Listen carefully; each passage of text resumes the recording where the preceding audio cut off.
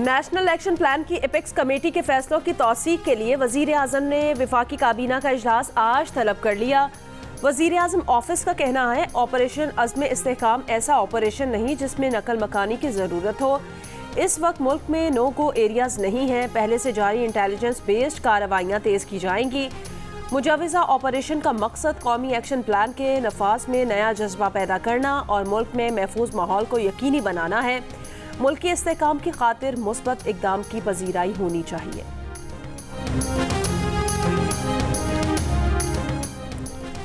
PTI के खैबर पख्तूनख्वा से अरकान कौमी असम्बली और सैनेट का KP हाउस इस्लामाबाद में इजलास। ज़राए के मुताबिक वज़ीर आला खैबर पख्तूनख्वा की अरकान असम्बली को एपेक्स कमेटी और बानी PTI से मुलाकात पर 35 मिनट तक ब्रीफिंग। अक्सरियती अरकान वज़ीर आला से मुतफ़िक ना हुए। फौजी ऑपरेशन की खुलकर मुखालफत ना करने पर अरकान असम्बली अली अमीन पर बरहम। कई अरकान ने कहा कि बानी PTI हमेशा मिलिट्री ऑपरेशन की मुखालफत करते रहे हैं, हम इनके मौक़िफ़ के साथ हैं। वज़ीर आला खैबर पख्तूनख्वा ने कहा, ऑपरेशन की तफसीलात सामने आने का इंतज़ार करना चाहिए, इससे पहले ऑपरेशन की मुखालफत करना दुरुस्त ना होगा। बाद में तर्जुमान खैबर पख्तूनख्वा हुकूमत बैरिस्टर सैफ ने मीडिया से बात करते हुए कहा, दहशतगर्दी के खिलाफ कार्रवाई के लिए सूबों से मुशावरत ज़रूरी है। ऑपरेशन की खदोखाल वाज़ेह होने तक हिमायत का फैसला नहीं कर सकते।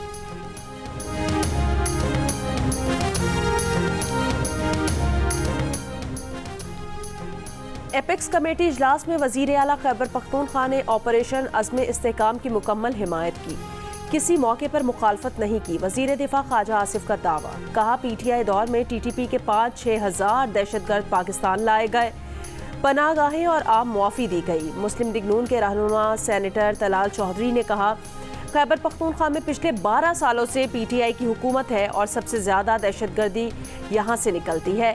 चारों वज़राए आला और तमाम इदारों के सरबराहों की मुशावरत से ऑपरेशन का फैसला किया गया। पार्लियामेंट के अंदर और बाहर तमाम सियासी जमातों को एतमाद में लिया जाएगा।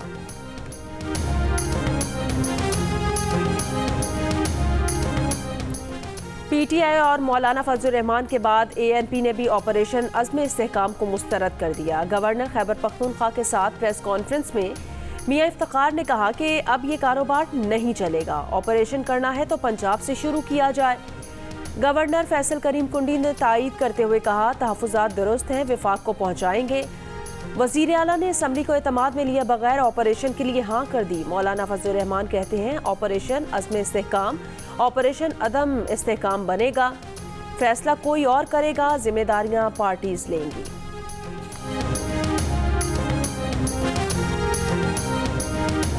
कराची में आज और कल भी शदीद गर्मी की पेशगोई। कराची में पीर को 42 डिग्री की गर्मी 50 डिग्री से जायद महसूस की गई। कराची के मुख्तलिफ इलाकों से पीर को नशे के आदि मजीद 7 अफराद की लाशें मिली। पीर को शदीद गर्मी से जिना और सिविल अस्पताल में 10 अफराद के इंतकाल की तस्दीक। ईदी फाउंडेशन के 3 सर्दखानों में 3 रोज़ के दौरान 300 लाशें लाई गई हैं। फैसल ईदी ने आम दिनों के मुकाबले में मैयतों की तादाद दुगनी बताई है। शहर के मुख्तलिफ इलाकों में शदीद गर्मी के दौरान पानी की सप्लाई मुअत्तल। बल्दिया नेवल कॉलोनी और मूसा कॉलोनी में पानी और बिजली की अदम फराहमी के खिलाफ एहतजाज। माहिरीन सेहत की शहरियों को धूप में बाहर ना निकलने, पानी के ज्यादा इस्तेमाल और हल्के रंग के ढीले ढाले कपड़े पहनने की हिदायत।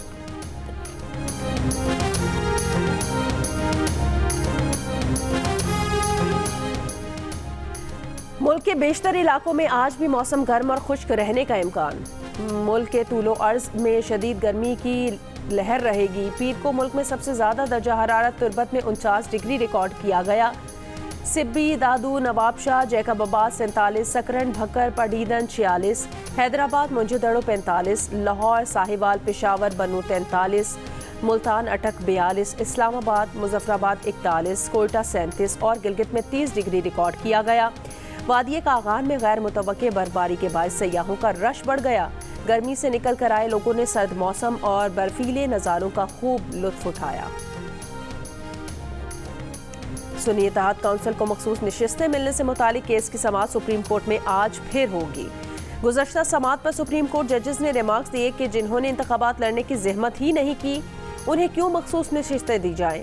लोगों ने तहरीक इंसाफ को वोट दिया, क्या उन्हें पता था कि उनके उम्मीदवार सुन्नी इत्तेहाद काउंसिल में चले जाएंगे? ये सियासी जमात का नहीं, उसके वोटर्स का मामला है। किसी सियासी जमात को उसकी जीती हुई नशिस्तों के तनासुब से ज़्यादा नशिस्तें नहीं दी जा सकती।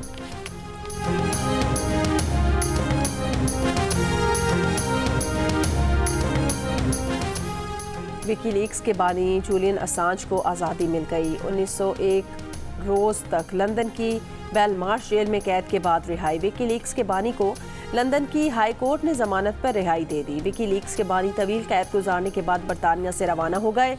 असांज ने रिहाई के बदले एतराफ़े जुर्म पर आमादगी जाहिर कर दी। जूलियन असांज ने सन 2010 में अमरीका की खुफिया मालूमात जारी कर दी थी। अमरीकी महकमा इंसाफ से डील के तहत जूलियन असांज मारियाना आइलैंड्स की वफाकी अदालत में पेश होंगे। असांज जासूसी एक्ट के तहत आयद इल्जामात को तस्लीम करेंगे, ताहम विकीलीक्स के बानी को मज़ीद सज़ा नहीं सुनाई जाएगी।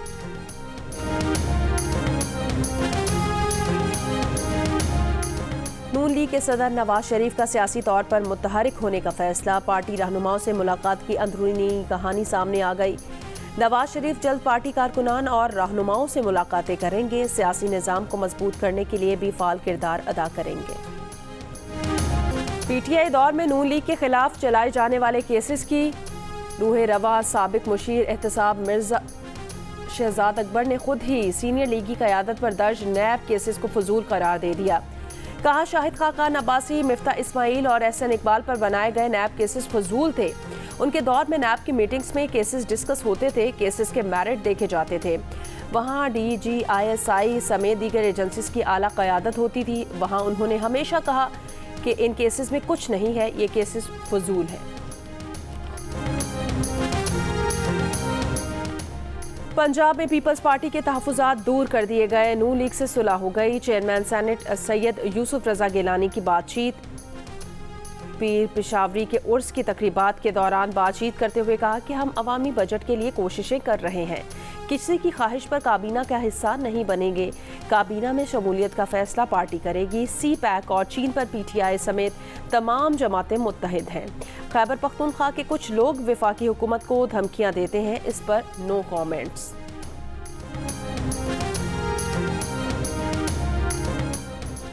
पीपल्स पार्टी के साथ तमाम मामला तय करने के लिए तरीक़ाकार तय कर लिया है। वज़ीर आज़म के मुशीर बराए सियासी उमूर और पीपल्स पार्टी के साथ मुज़ाकराती कमेटी के रुकन राना सनाउल्लाह की तस्दीक। कहा, पीपल्स पार्टी ने पंजाब के लिए 9 निकात पेश किए हैं जिन पर वज़ीर आज़म ने कमेटी बना दी थी। इस कमेटी में मुस्लिम लीग नून और पीपल्स पार्टी के अरकान शामिल हैं।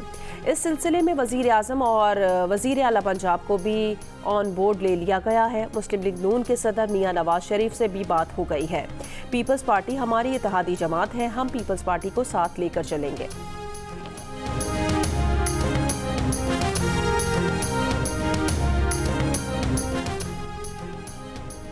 डील और ढील की बातें करने वाले अपना मुंह बंद रखें। 1.25 साल जेल में रहा हूं, ना बानी PTI पीछे हटे, ना मैं पीछे हटूंगा। PTI के सदर चौधरी परवेज इलाही की बातचीत। कहा, जेल में गिरने पर मेरी 5 पसलियां टूटी। अल्लाह ताला ने मेरी जान बचाई तो किसी मकसद के लिए बचाई। हम जेल में एक दूसरे से जो बातें करते रहे हैं वो बातें जल्द रंग लाएंगी। तहरीक इंसाफ जल्द इक़्तिदार में आएगी। मैंडेट चोरी करने वाले गुजरात के लोगों से पहले माफ़ी मांगे। वो जब तक माफ़ी नहीं मांगते उनसे कोई बात नहीं होगी।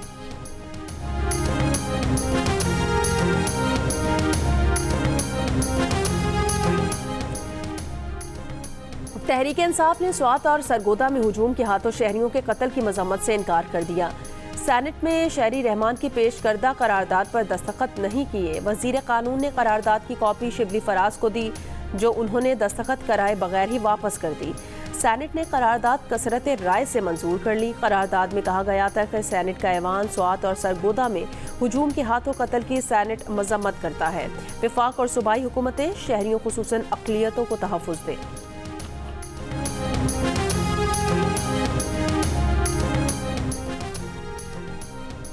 PTI तर्जुमान रऊफ हसन ने भी साबिक लीगी रहनुमा मोहम्मद ज़ुबैर को हरी झंडी दिखा दी। ताना दिया कि शायद मोहम्मद ज़ुबैर PTI में जाना चाहते हैं। मोहम्मद ज़ुबैर झूठ बोलकर PTI में ना जाएं। पंजाब असम्बली के स्पीकर मोहम्मद अहमद खान ने कहा, नवाज शरीफ की जनरल बाजवा से मुलाकात तो क्या बात भी नहीं हुई। मोहम्मद ज़ुबैर ने झूठ बोला। मोहम्मद ज़ुबैर बताएं मुलाकात कब हुई, किस जगह हुई। अगर लंदन में हुई तो बाजवा वहां कब गए, इमिग्रेशन रिकॉर्ड तो होगा।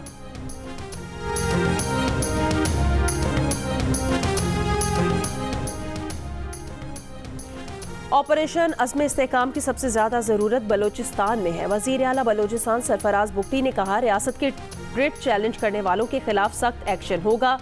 बलूचिस्तान में रियासत की रिट मुस्तहकम करना पड़ेगी। नाराज बलोचों से बातचीत पर कमेटी बनाने के लिए मुशावरत कर रहा हूँ। कराची के अब्बासी शहीद अस्पताल की पार्किंग में गोली लगने से अफजल नामी शख्स जाँ बहक हो गया। अफजल अपने कज़न के बेटे की तीमारदारी के लिए अस्पताल आया था। अफजल चाइल्ड इमरजेंसी के बाहर दोस्तों के साथ बैठा हुआ था। जाए वकुआ और अतराफ की सीसीटीवी वीडियोस चेकिंग जारी। एनी शाहिद के मुताबिक अफजल को गोली लगने से कुछ मिनट पहले शदीद हवाई फायरिंग की आवाज़ें आ रही थीं।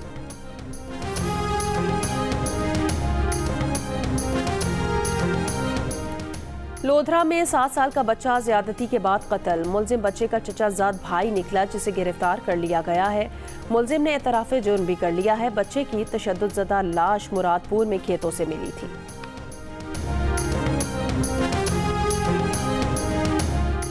वज़ीर आज़म शहबाज शरीफ और बिल गेट्स का मुल्क से पोलियो के खात्मे का आज़्म। पोलियो के खात्मे के लिए कौमी टास्क फोर्स के इजलास में गेट्स फाउंडेशन के बिल गेट्स की शिरकत।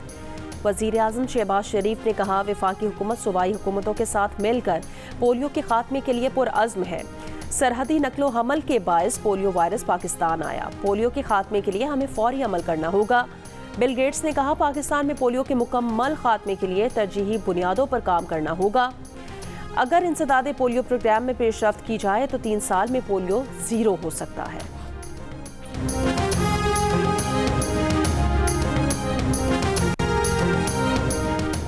अमरीकी महकमा ख़ारजा की इंसानी स्मगलिंग से मुतालिक सालाना रिपोर्ट जारी।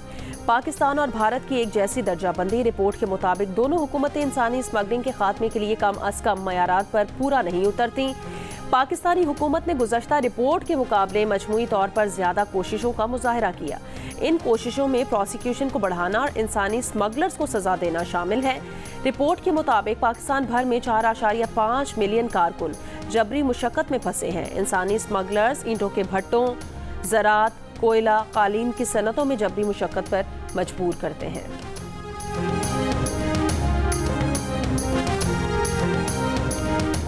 इसराइली फौज की खान यूनिस में इमदाद के लिए जमा लोगों पर गोलाबारी। 7 फलस्तीनी शहीद, मुतादिद जख्मी। गजा में 7 अक्टूबर से जारी इसराइली बमबारी से गजा के 21,000 से जायद बच्चे लापता हैं, जो या तो मलबे तले दबे हैं या खानदानों से बिछड़ गए हैं या उन्हें गिरफ्तार कर लिया गया है। बच्चों की तंजीम सेव द चिल्ड्रन की रिपोर्ट में इंकिशाफ। बच्चों की तलाश के लिए फौरी जंगबंदी का मुतालबा कर दिया। अक़वाम मुत्तहिदा इमदादी एजेंसी का कहना है, गजा में इज्तमाई क़ब्रों से भी नामालूम तादाद में बच्चों की लाशें मिली हैं। गजा में 8 माह से ज़ायद अरसे से जारी इसराइली हमलों में अब तक 37,600 से ज़ायद फ़लस्तीनी शहीद हुए हैं, जिनमें 16,000 से ज़ायद बच्चे शामिल हैं।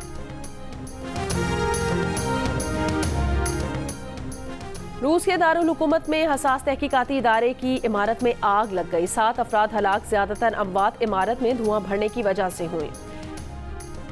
फ्लैटन रिसर्च इंस्टीट्यूट रूस का अहम दिफाई इलेक्ट्रॉनिक्स प्रोड्यूसर्स और तहकीकी मरकज़ है। मारूफ गुलकार और समाजी कारकुन शहजाद रॉय ने कहा कि अच्छी किताब और अच्छा उस्ताद तनकीदी सोच पैदा करने में कलीदी किरदार अदा करते हैं, लेकिन इस मुल्क में निसाबी किताबों पर मराद देने की बजाय उन पर 10% सेल टैक्स लगा दिया गया है। जियो न्यूज़ के प्रोग्राम आज शाहजेब खानजादा के साथ में बातचीत करते हुए उन्होंने कहा, असातिज़ा को हासिल 25% टैक्स छूट वापस लेना भी खतरनाक इकदाम है।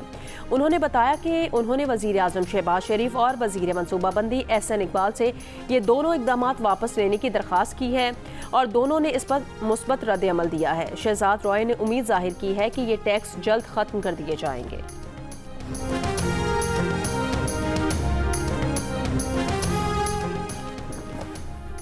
T20 वर्ल्ड कप के सुपर 8 मरहले के आखिरी मैच में अफगानिस्तान ने बांग्लादेश को जीत के लिए 116 रन्स का हदफ दे दिया। रहमानुल्लाह गुरबाज के 43 रन्स की बदौलत अफगानिस्तान ने 5 विकेटों के नुकसान पर 115 रन्स बनाए।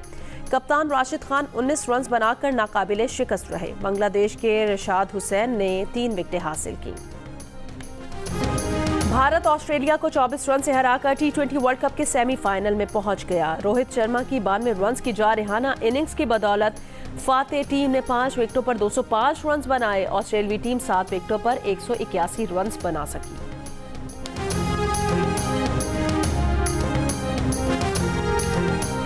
भारत और इंग्लैंड का सेमीफाइनल, बारिश से मुतासिर होने का खतरा। गयाना में 27 जून को सुबह से लेकर शाम 4 बजे तक बारिश की पेशगोई है। सेमीफाइनल वॉश आउट होने की सूरत में इंडिया फाइनल के लिए क्वालिफाई कर जाएगा। सेमीफाइनल को नतीजा खेज बनाने के लिए दोनों टीमों का कम अज कम 10 ओवर बैटिंग करना लाजमी है।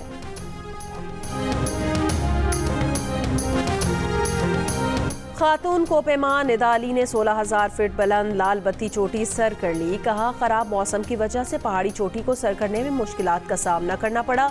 पहाड़ी चोटी लाल बत्ती को सर करने वाली पहली खातून कोपेमा हूं। घोड़े ने लात मार दी। बरतानिया की शहजादी एन जख्मी हो गई। सर पर चोट लगने के सबब शहजादी अस्पताल मुंतकिल। शहजादी एन माहिर घुड़सवार हैं। वो 1976 के मॉन्ट्रियल ओलंपिक्स में भी हिस्सा ले चुकी हैं। और पॉप मौसीकी के बेताज बादशाह माइकल जैक्सन को अपने मद्दाहों से बिछड़े 15 साल बीत गए। दिलों की धड़कन तेज करने वाले उनके गीत आज भी लाखों मद्दाहों की जबान पर हैं।